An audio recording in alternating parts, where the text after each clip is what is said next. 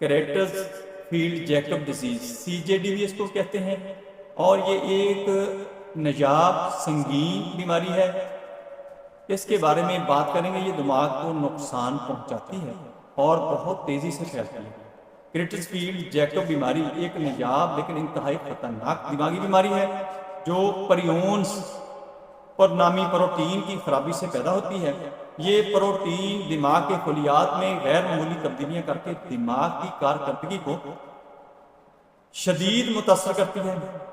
اس بیماری کا تعلق نیورو ڈی جنریٹو امراض سے ہے، یعنی یہ دماغی خلیات کو تباہ کر دیتی ہے۔ اس کی جو ابتدائی علامات ہوتی ہیں وہ ہیں یادداشت کی کمزوری، دماغی الجھن، شخصیت میں تبدیلی، جسم میں کپکپاہٹ، نیند کی کمی، نظر کا دھندلا